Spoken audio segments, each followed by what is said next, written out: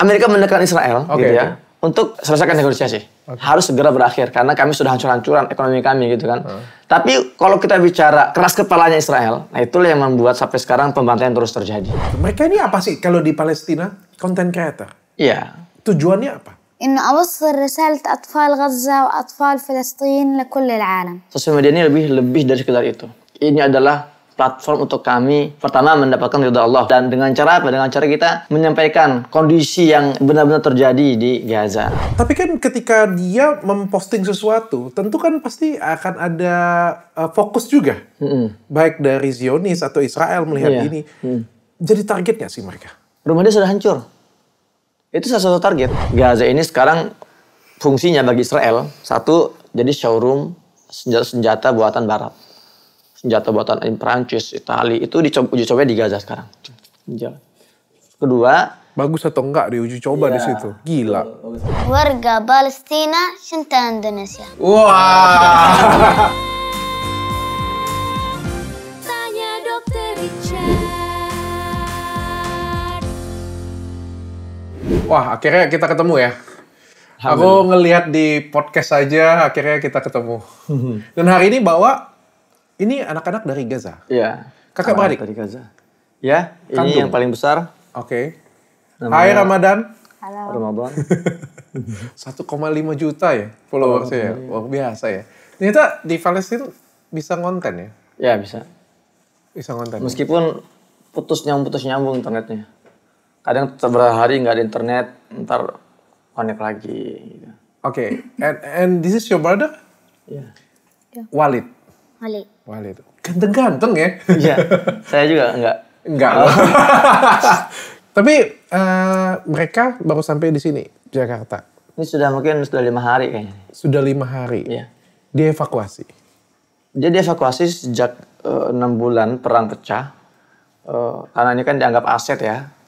Lalu pemerintah Qatar evakuasi mereka ke Qatar. Oke. Ini tinggal di Qatar sekitar udah 3 bulanan di Qatar, 4 bulan. Nah, saya bawa ke Indonesia untuk memberikan motivasi. Menetap atau akan seperti apa?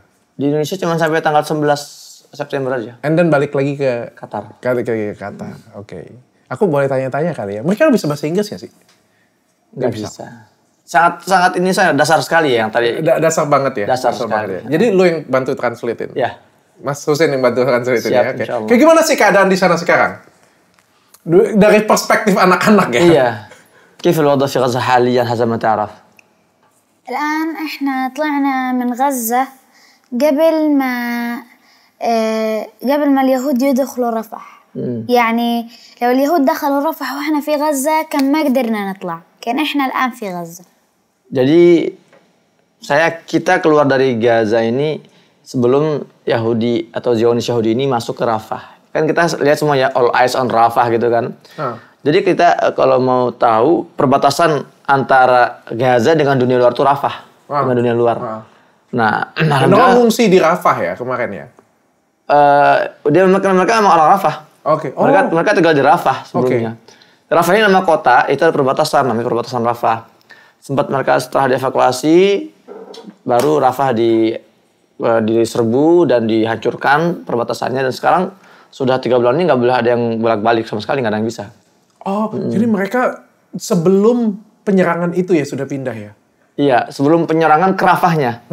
Tapi rumah mereka sudah hancur sudah sejak lama. Iya. Aku tahu. Jadi keadaan Rafah sekarang bagaimana? كيف رفح الآن؟ الآن رفح الوضع صعب جدا جدا فيها. أنا أهلي ضلهم في غزة ونزحوا من رفح. يعني تقريبا نزحوا في رفح 5 مرات. في خان يونس الآن أكثر، يعني 7 مرات أظن في خان يونس. يعني الوضع صعب قصف. يعني إحنا أحيانا نادرا بنلاقي فرصة بنلاقي إنترنت نكلمهم. يعني يقولوا لنا الوضع صعب ومش قادرين ياكلوا. حتى يعني أنا أعمامي بيتصلوا علي، لما يتصلوا علينا يقولوا لنا أنهم ناموا في الشارع. يعني الوضع صعب جدا الآن. يعني في هذه الحرب استشهدت عمتي وعمي وأولاد عمتي محمد وأحمد الصغار. Jadi intinya sekarang kondisi di Rafah ini benar-benar nggak bisa ditempati lagi karena tentara Israel ya membombardir terus tanpa henti. Kemudian juga serangan darat juga terus mereka merayap sana sini. Keluarga dia dari Rafah mengungsi sampai 5 kali. 5 kali mengungsi, kemudian pindah ke Khan Yunis, mengungsi lagi 7 kali bolak-balik karena mengungsi ke sini dibom, pindah ke sini dibom terus. Dan dia ini pamannya baru meninggal, paman bibinya meninggal, sepupunya meninggal. Keluarga Abu Jazar, mereka namanya Abu Jazar ya, keluarga Abu Jazar ini semenjak 7 Oktober sampai sekarang sudah kehilangan 140 anggota keluarganya. بعدين غير هيك يعني الآن رفح ما ضل فيها ولا بشري. رفح انمسحت مسح. يعني في البداية كانت رفح قليل فيها الدمار ولكن الآن مش مخليين ولا بيت. يعني بتقدر تقول مسحوا من رفح 90%. ما حتى إحنا بيتنا انقصف في رفح. بيتنا راح وانقصف وتدمر وبيت أعمامي وبيت أهلي كلهم اللي الآن موجودين في رفح. وحسبنا الله ونعم الوكيل. يعني العدو هو بده ياخذ غزة ياخذها إله ويعيش فيها ولكن هذه أرضنا ومش أرضه ومالوش حق إنه يعيش فيها. Rafah di awal-awal penyerangan ya masih ada beberapa yang tinggal, masih ada rumah-rumah yang berdiri. Tapi sekarang ini sudah benar 90% habis rumahnya itu. 90%. Dia ditelepon oleh omnya yang masih hidup. Cerita ke dia, malam ini kami tidur di jalanan. Di jalanan. Karena memang pengungsian itu sudah benar-benar penuh. Banyak yang tidak dapat tempat. Ya. Jadi mereka tidur di jalanan. Kemudian internet juga dia bilang, ya, sulit sekali menghubungi keluarga dia sana. Berhari-hari putus. Ada internet beberapa jam, gimana kabarnya gitu. Dan intinya ya Zionis ini menurut dia ya berusaha untuk masuk ke Gaza, menguasai Gaza dan itu tanah mereka. Ya orang-orang itu nggak berhak untuk datang dan membantai kami begitu saja. Mas Po, aku pengen tanya ini ya. Ini kan sudah terjadi yang aku tahu aja ya, aku ngikutin aja ya. Yeah. Karena kan aku bawain podcast ya. Aku ngikutin aja ini sudah 1 tahun. Hampir setahun. Hampir setahun. Yang kejadiannya heboh sampai Indonesia juga di podcastin juga memberikan baik bantuan politik atau apa ya. Banyak ya. Kita bergejolak banyak banget sih. Sampai kita ada boykot. Sampai habis setahun loh kita boykot loh. Ngefek nggak sih sebenarnya yang terjadi di lapangan? Terhadap boykot. All ya. Artinya apa yang kita suarakan di sini, apa yang lu datang ke tempat Om Ded kayak gitu punya. Kita juga apa ya semua rakyat sih aku pikir ya. Semua rakyat baik dari presiden atau semua rakyat juga kita memberikan suara, memberikan dukungan baik secara moral, material kayak gitu ya. Ngefek gak sih itu sebenarnya tambah kacau kejadian di sana. Jadi efek ini, Dok, nggak hanya terkait dengan mereka. Tapi dengan kita pada intinya sebetulnya. Warga Gaza tahu, hari ini mereka nggak mungkin bisa dibantu oleh tentara-tentara dunia yang masuk. Mereka tahu itu. Sebetulnya mereka juga sedang mengungkap kepada dunia bahwa selama ini terlalu banyak kebohongan-kebohongan yang kalian menutup mata. Gitu loh.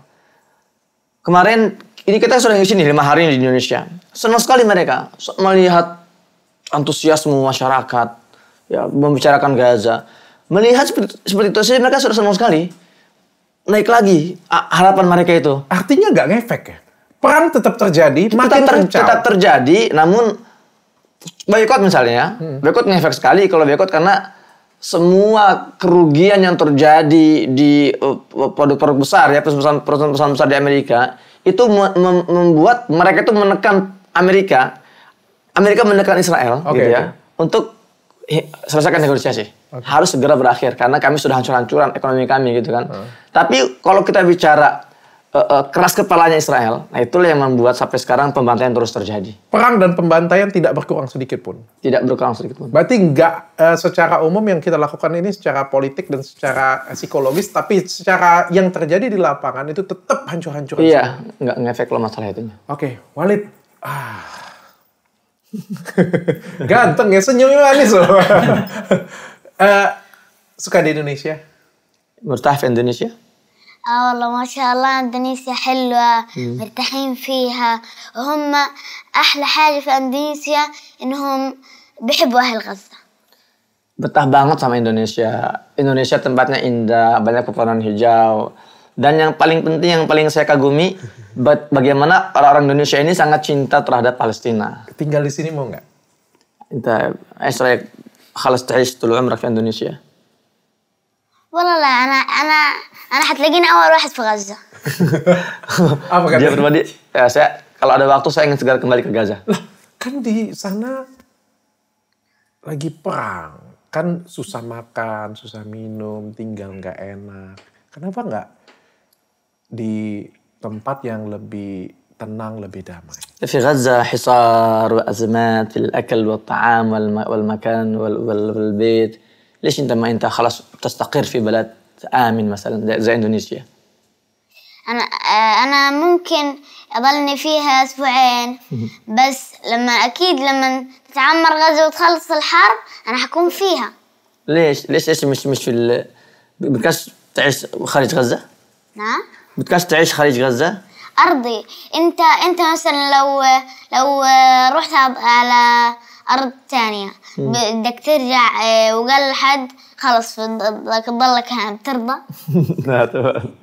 Jadi dia bilang, ya kalau untuk seminggu 2 minggu, oke lah saya tinggal di Indonesia atau dimanapun itu berada gitu ya. Tapi untuk tempat tinggal, Gaza tanah airku. Nggak mungkin saya tinggalkan Gaza. Meskipun kehancuran, meskipun segala penderitaan, tapi tugas kami untuk terus tinggal di Gaza dan memperjuangkan tanah-tanah kami itu. Mindset seperti ini ada di semua masyarakat Gaza. Iya. Bukan hanya Khalid atau Ramadan. Mau tinggal di Indonesia? انت عايز تعيش في اندونيسيا تستقر؟ أنا برضو زي وليد، ولكن يعني مثلا إن شاء الله ممكن أروح على غزة فترة وأرجع على إندونيسيا، مش غلط. أخذ العائلة ونرجع على إندونيسيا، لأنه إندونيسيا يعني الواحد صراحة بيشتاق إلها. فيعني إن شاء الله إذا تحررت غزة وتعمرت نرجع نقعد مثلا كم شهر أو سنة تقريبا ونرجع نزور إندونيسيا. انت عايش في اندونيسيا كأنك غريب؟ حاسس بالغربة في اندونيسيا؟ لا طبعا، أنا الآن بحس حالي بين أهلي وفي بلدي. إندونيسيا تتكفل أهل فلسطين وتحبهم وتقف معاهم، وإندونيسيا من أكثر الدول اللي وقفت مع فلسطين في هذه الحرب.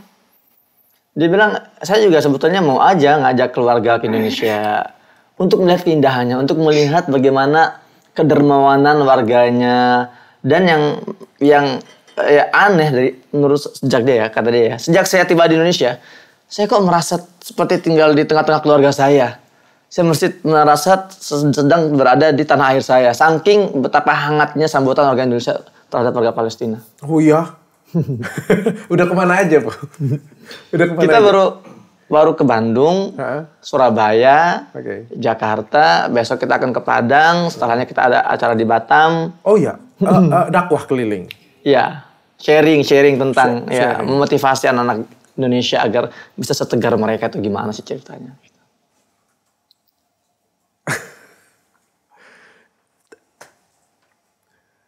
Aku nggak bisa ngomong sih. Mereka bisa survive. Mereka ini apa sih kalau di Palestina? Mereka ini apa? Content creator. Iya, content creator. Tujuannya apa? انت لما تعمل محتوى على السوشيال ميديا شو هدفك؟ أنا لما أعمل محتوى على السوشيال ميديا هدفي إنه أوصل رسالة أطفال غزة وأطفال فلسطين لكل العالم. يعني في بعض الناس تعمل هذه الأشياء لأجل الشهرة ولأجل كسب الأموال، ولكن إحنا أول شيء نعمل محتوى عشان الله عز وجل يرضى عنا، ثم حتى إن ننشر قضية أطفال غزة، ننشر قضية أطفال فلسطين. يعني أنا عشت في حرب انولدت في حرب 2014 على غزة، وكانت حرب صعبة جدا جدا، وانقصف بيتنا في تلك الحرب، وتصاب والدي واستشهد عمي. فقلنا لازم يعني والدي ووالدتي قالوا لازم إنه يطلع طفل ينقل القضية، ينقل المعاناة اللي هو عاشها واللي عاشوها كل أطفال فلسطين. Mungkin sebagian orang menggunakan sosial media ini untuk mencari popularitas gitu ya. Mencari uang. Mencari uang pasti gitu kan. Bagi kami, sosial media ini lebih dari sekedar itu. Ini adalah platform untuk kami pertama mendapatkan ridha Allah pertamanya, agar Allah cinta kepada kita, dan dengan cara apa? Dengan cara kita menyampaikan kondisi yang benar-benar terjadi di Gaza. Harus ada suara-suara terutama dari kalangan anak-anak nih, agar dunia bisa melihat inilah kondisi Gaza dari mata seorang anak Gaza. Dan bagaimana dunia juga harus fair melihat permasalahan Palestina. Jangan selalu mengambil narasi-narasi dari Barat, ya dari mereka yang pro terhadap penjajahan.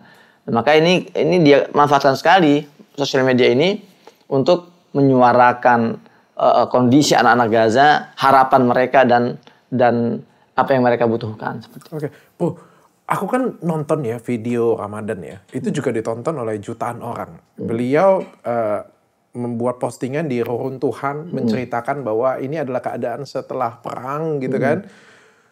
Tapi kan ketika dia memposting sesuatu, tentu kan pasti akan ada fokus juga. Baik dari Zionis atau Israel melihat ini.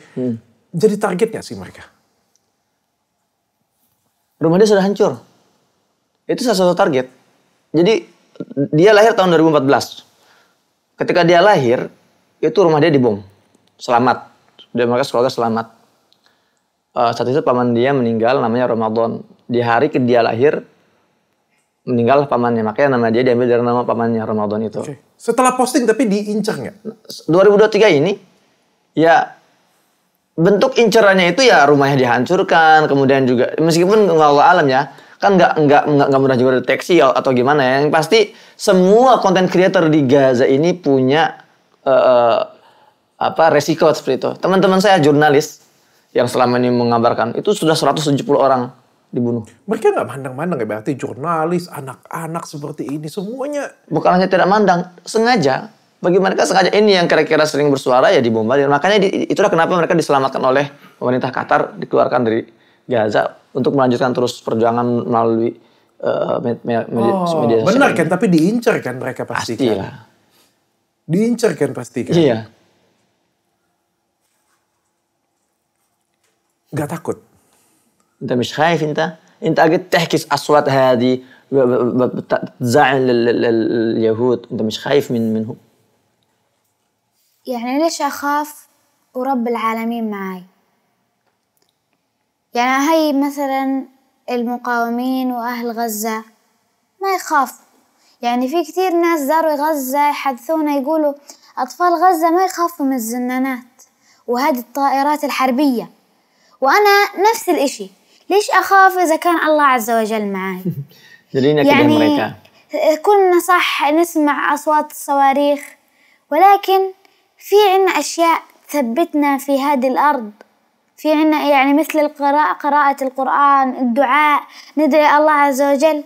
فإذا كان الله معك فمن عليك، وإذا كان عليك فمن معك.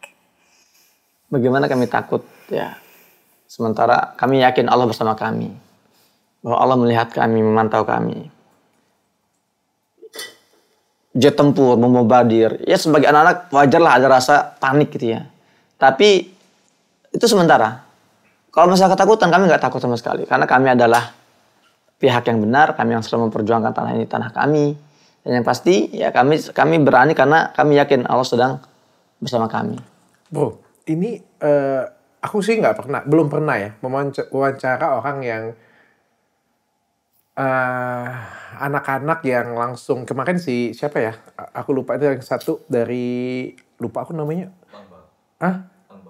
Iya. Beliau juga anaknya juga salah satu korban juga kan yang pindah ya ke Indonesia juga. Bang Onim. Iya, Bang Onim. Tapi kan kalau aku bayangin ya, karena aku juga nggak pernah ada di zona perang ya. Tapi kalau misalnya aku bayangin juga kan pasti aku trauma sih kalau misalnya aku anak kecil. Ketakutan, trauma, bom sana sini. Tapi aku ngelihat mereka sosok yang berani, sosok yang pejuang, bahkan ngajakin orang berjuang bareng kayak gitu. Ya. Itu kekuatan akidah, kekuatan faith, the power of faith, kekuatan iman. Ini ada kisah menarik ya, saya ingin berbagi di sini. Di Perancis, ini ada perbincangan antara wartawan Al Jazeera dengan salah satu pimpinan komunitas Muslim di Eropa. Dan dia ngobrol ketemu di bandara. Cerita dia, di Perancis ini tingkat converting dari non-Muslim ke Muslim itu dalam hari normal itu sekitar 400 orang per hari. Ya. 40-70 orang per hari. Tapi sejak 7 Oktober itu meningkat sampai 400-700 per hari. Ketika ditanya oleh pihak masjid, dan ini rata-rata yang masuk Islam ini anak-anak muda. Anak muda, ketika ditanya, kalian ngapain sih memilih Islam? Apa jawaban mereka? Kami ini hidup bergelimpangan harta, fasilitas lengkap. Semua yang kami butuhkan kami punya, tapi kami hidupnya nggak tenang. Selalu ada kekurangan, selalu ada rasa gelisah. Tapi kami melihat anak-anak Gaza, mereka rumahnya hancur. Ibu mereka dibunuh, ayah mereka sudah tidak ada. Kok mereka tersenyum, itu kuat, tegar. Kami pengen punya ketegaran seperti mereka. Kami pengen punya ketenangan hati seperti mereka. Ketika kami mempelajari, ternyata orang-orang Gaza ini membaca kitab namanya Al-Quran. Kami mau baca Al-Quran.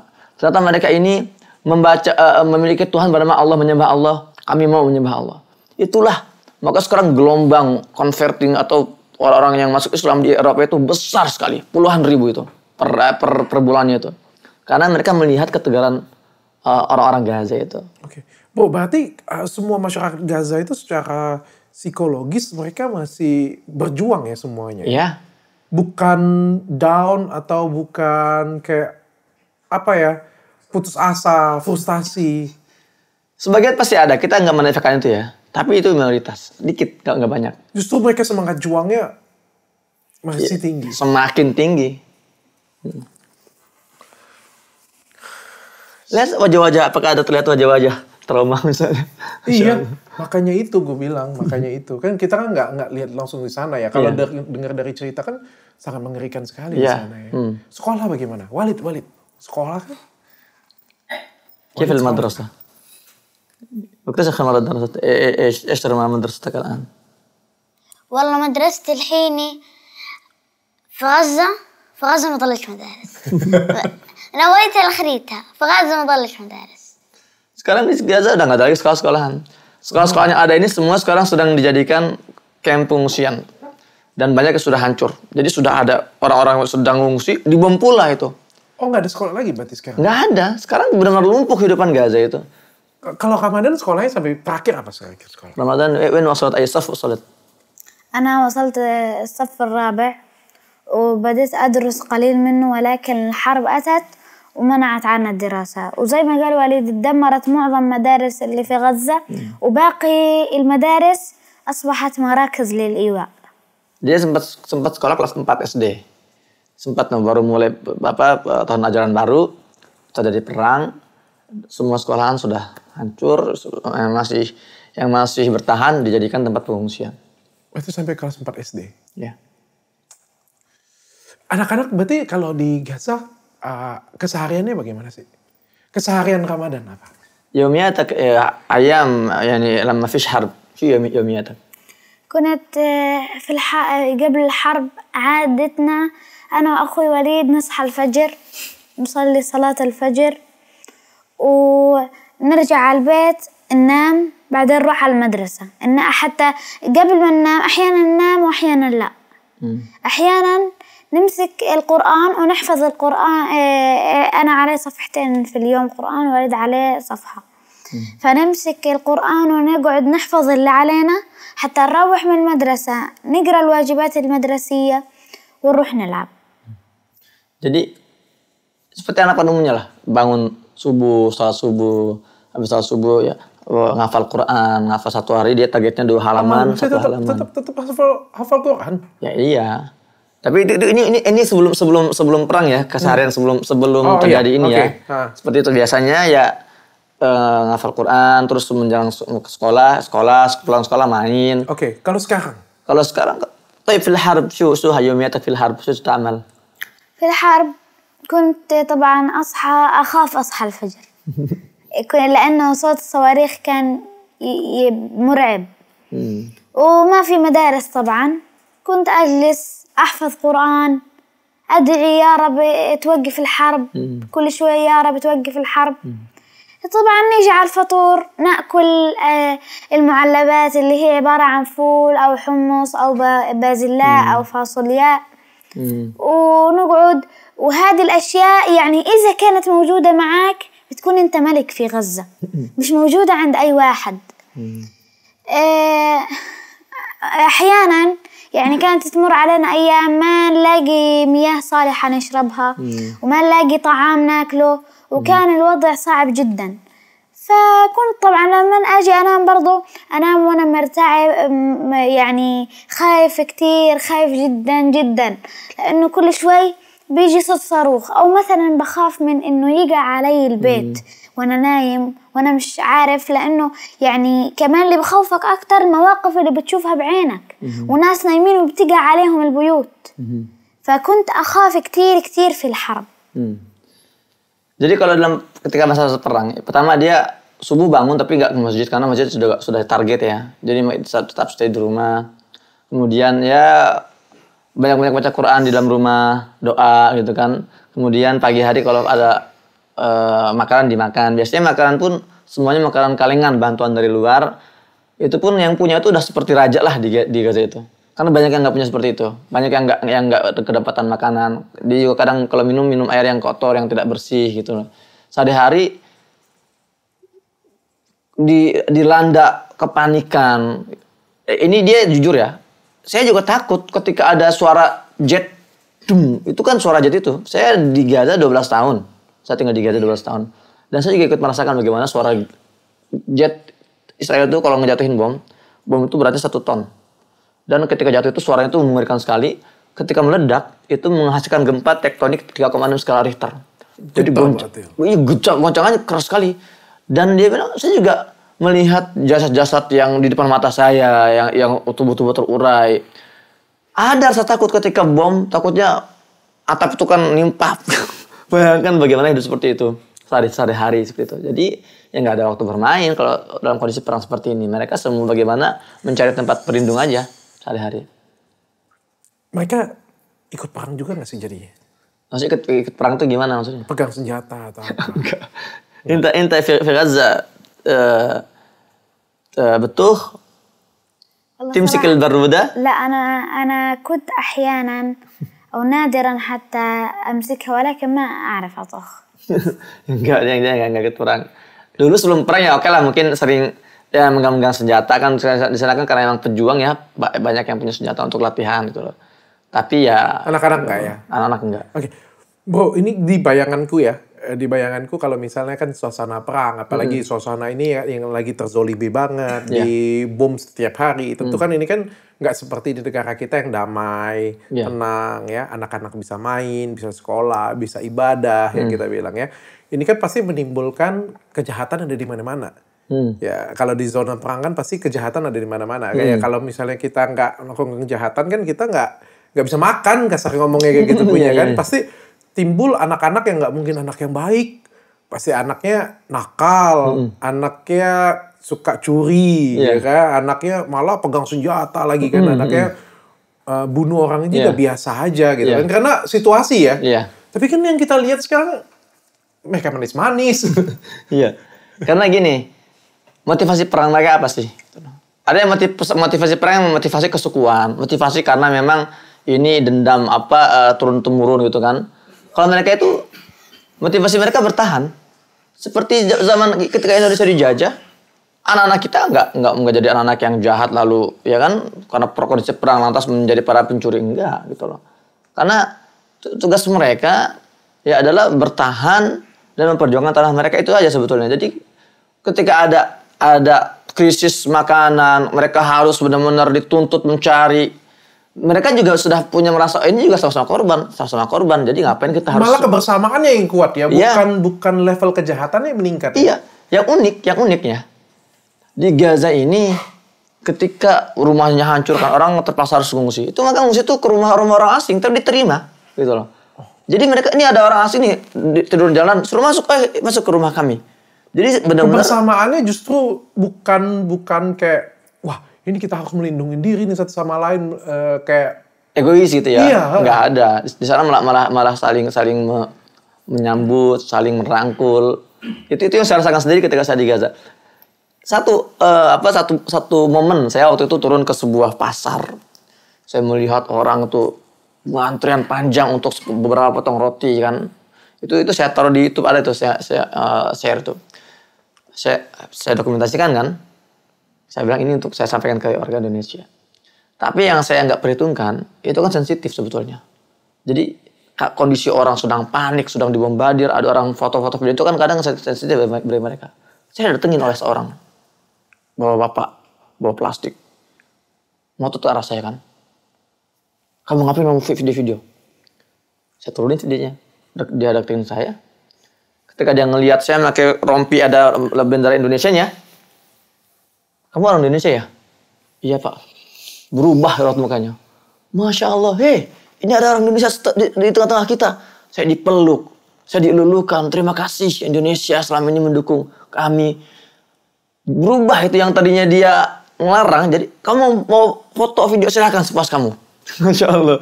Jadi bayangkan bagaimana mereka di tengah kondisi gitu mereka masih punya rasa respect gitu. Masih bisa mengendalikan emosi mereka. Bahkan mereka memuliakan kami di sana. Oh berarti bukan cuma orang Indonesia yang sayang dengan orang Palestina. Orang Palestina pun juga sayang dengan orang Indonesia. Ya. Tahu gak apa kata pertama yang dia belajar? Ketika dia baru nyampe, dia minta tolong ajarin saya satu kata ini. Bahasa Indonesia. Cinta ta'alam atau Indonesia. Ya kilo apa Indonesia. Coba. Ya احكي. يعني شعب فلسطيني بيحب شعب اندونيسيا احكي لهم بالاندونيسيا. Warga Palestina cinta Indonesia. Wah. Bayangkan, dari banyaknya kosakata yang ingin dia pelajari, dia minta saya ngajarin kata-kata ini dulu. Oh ya? Ramadan, you can say it. احكي زي ما هكا. احنا في غزة. لا احكي اللغة الإندونيسية اللي حكاها. هقول شيء ثاني. في غزة يعني معروف في كل صباح الخير اللي هي معناها بالإندونيسي سلامات باقي. سلامات باقي. بالخير. صباح النور اللي هي سلامات سيان. selamat ya. Lagi belajar bahasa Indonesia. احكي له شعب فلسطيني بيحب اندونيسيا. warga Palestina cinta Indonesia. Suka makan apa di Indonesia? ايش تحب اكل اندونيسيا؟ أنا صراحة بحب كل أكل إندونيسيا بس يكون مش حراق. Dia suka semua makanan Indonesia, tapi syaratnya yang nggak pedas. Oh. Dia nggak suka pedas. Nggak suka pedas. Kalau Walid suka makan apa? انت ايش تحب في اندونيسيا اكلات اندونيسيا؟ الشرب واللحمة. المرق واللحمة. Dia senang sop daging. هو كل أكلات إندونيسيا زيك يا بس أنا اللي عجبتني مرق واللحمة. Semua makanan yang saya coba di Indonesia itu enak semua. Tapi yang paling favorit yaitu sop daging itu. Orang Indonesia kayak gimana sih orang Indonesia setelah ketemu langsung dengan orang Indonesia? انت بعد ما اختلطت مع اندونيسيين بعد ما شفت اندونيسيين وتحدثت معهم كيف اندونيسيين في عينيك؟ كيف شعب اندونيسيا في عينيك؟ مش انت التقيت باندونيسيين بشعب اندونيسيا يعني بالناس في اندونيسيا؟ اوصف الناس اندونيسيا. ايوه اوصف. والله شعب اندونيسيا شعب قوي جدا لانه وقف مع غزة. انا بحبه كثير لانه دائما بكون سند لاهل غزة. مثلا بساعدهم بتكلم معهم بدعي لهم بقرأ قرآن عشان يقويهم أو ممكن إنه يكون له أصحاب في غزة. كريم في كرم في اندونيسيين؟ ها؟ طبعا اندونيسيين ما شاء الله كلهم كرام. Jadi dia kalau lagi ngisi acara sama kita, itu aja disampaikan. Saya ini senang banget sama kalian orang Indonesia. Kalian tuh baik sekali, membantu kami, mendoakan kami, bahkan menangis melihat kami, kalian menangis. Dan yang terpenting kata dia, kalian orangnya sangat dermawan. Ya, baru datang langsung disambut oleh hadiah, ya oleh makanan, oleh mainan, oleh bantuan-bantuan uang jajan. Itu yang membuat dia senang tinggal di Indonesia. Kayak gimana sih cara kita nyelamatin anak-anak kayak gini lagi lebih banyak dari sana? Mereka mau keluar nggak sih sebenarnya? Pastilah, sebagian dari mereka mau keluar sementara seperti mereka. Tapi bisa nggak sih? Sekarang mudah nggak sih mereka ini keluar?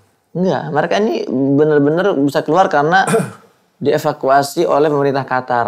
Iya, kalau dari cerita Bang Onim kemarin kan untuk mereka keluar juga kan sulit ya? Oh ya, sulit sekali. Kamu juga cerita di podcastnya Om Deddy kan sulit sekali kan untuk keluar dari sana kan? Iya, sulit sekali. Untuk sekarang? Sekarang bukan masalah sulit, tidak bisa. Malah tidak bisa? Tidak bisa. Jadi satu-satunya perlintasan manusia dari Gaza keluar, itu namanya perlintasan Rafah. Itu tidak hanya ditutup, tapi dibakar habis oleh tentara Zionis.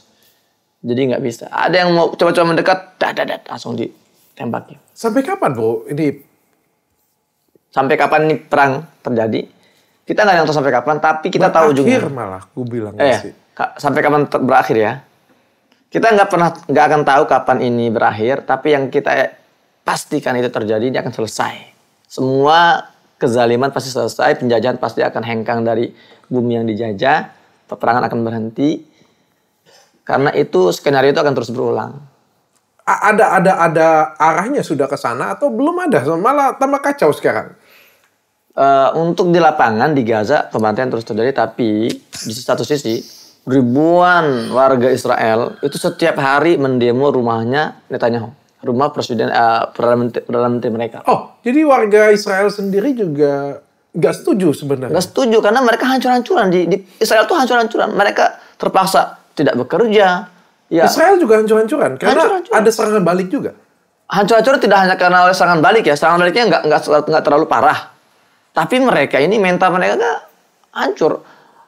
Yang dikirim untuk tewas di Gaza, tentara-tentara Israel yang tewas di Gaza itu kan keluarga mereka. Jadi mereka menolak untuk perang berlanjut karena setiap kali anak mereka kirim ribuan yang tewas. Tentara Israel pun ribuan yang tewas, yang terpukul pun keluarga mereka, gitu kan. Belum lagi pemerintahnya, politiknya yang hancur, image, citra Israel ini kan semakin hancur dari hari ke hari itu.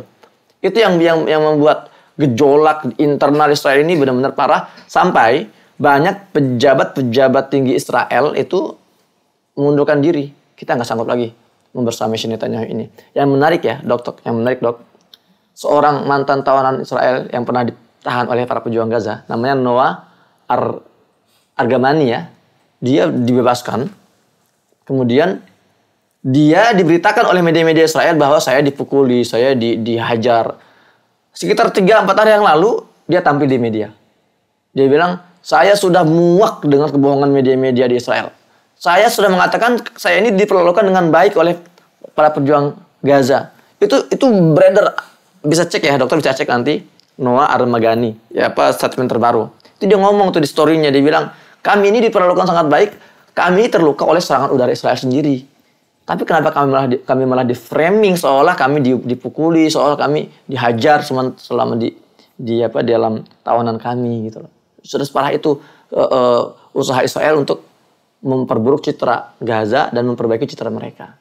Katanya anak-anak seperti ini tuh banyak diculik dan organnya banyak dijual, termasuk kulit katanya. Ya. Itu fakta? Iya fakta itu. Itu bisa dicek, itu udah lama media-media kredibel seperti itu. Memang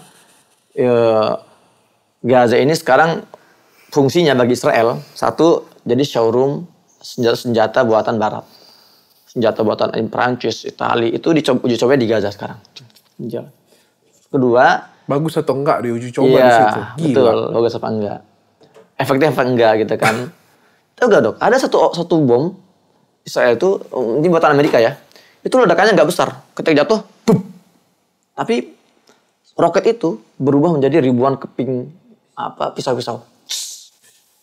Jadi menyebar dan memotong kaki, leher, tangan.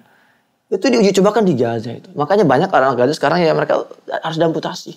Banyak yang terbunuh. Seperti itu. Kemudian juga ini momen untuk Israel ini ya, tentara Israel yang menjual beli organ manusia gitu ya. Setelah mereka bunuh korbannya, mereka ambil hatinya, limfanya, apapun itu. Dan yang nggak kalah ngerinya itu kulit itu. Ya memang banyak sekali kasus seperti itu. Bu, pertanyaan terakhir mungkin ya. Apakah kalau misalnya Donald Trump terpilih, menurutmu itu akan membantu? Enggak, sama saja. Siapapun keledainya, ya, yang nunggangin tetap orang-orang itu juga sebetulnya. Atau visi misi agendanya propaganda tetap sama. Bagaimana menjaga eksistensi Israel untuk mempertahankan hegemoni Barat di tanah Palestina. Kenapa tanah Palestina? Karena sejak dari dulu sejarah mengatakan siapa yang menguasai wilayah Palestina, dia menguasai dunia. Ramadan, ini simbol perjuangan anak Palestina. Mungkin bisa kasih sedikit pesan-pesan untuk teman-teman di Indonesia kali ya, teman-teman di Indonesia. Inta ka رمز أطفال المقاومين في غزة ما هو رسالتك إلى إخوانك في إندونيسيا؟ رسالتي إلهم ضلكوا ساعدوا أهل غزة، ضلكوا اقفوا مع أهل غزة، ضلكوا فكروا فيهم في كل وقت، لأنه إن شاء الله مش حتندموا، وأي واحد ساعد غزة مش حيندم، لأنه إن شاء الله في المستقبل حيرفع راسه. لأنه الآن غزة ما بتحاولش تدافع بس عن غزة وبس، بل هي بتدافع عن الإسلام وعن غزة وعن كرامة كل الأمة الإسلامية. فأي واحد بيساعد أهل غزة مش حيندم، يعني إن شاء الله حيجي نصيبه، حيجي جزاؤه. Pesannya dari Ramadan, teruslah menyuarakan Gaza. Teruslah mensupport Gaza, membantu Gaza. Karena sebetulnya ketika kita menyuarakan Gaza, kita sedang menyuarakan hak-hak kita. Apa yang terjadi di Gaza bisa terjadi dengan semua kita. Maka kalau Gaza ini tidak diselamatkan, bisa jadi hal buruk itu akan sampai ke kita suatu hari nanti, gitu kan. Nah, khusus untuk pendengar umat kaum muslimin ya yang menjadi subscriber setia Dr. Richard juga. Jangan alihkan pandangan kalian terhadap Gaza, karena yang sedang diperjuangkan Gaza hari ini adalah kehormatan manusia sebagai manusia dan kehormatan umat Islam sebagai sebuah umat Islam. Karena yang sedang dinodai di sana adalah kesucian umat Islam. Maka yang sedang dipertahankan oleh warga Gaza adalah kesucian dan kehormatan kalian semua. Nggak akan menyesal. Siapapun yang membantu Gaza nggak akan menyesal. Allah catat amalnya dan kita akan sama-sama melihat Palestina merdeka dengan kepala tegak insya Allah Ta'ala. Amin. Amin Allah. Mudah-mudahan yang terbaik untuk warga Palestina dan warga Gaza pastinya. Amin insya Allah. Apapun itu yang kita lakukan ya, mungkin kecil, besar atau apapun itulah. Mudah-mudahan bisa membantu teman-teman kita yang di sana. Amin, amin insya Allah. Thank you bro, sudah bantu. Thank you Ramadan, Walid. Thank you. Do you like ice cream? تحب بوظة؟ في حد يحب الوضوء؟ Iyalah, ada orang nggak suka es krim. Gitu.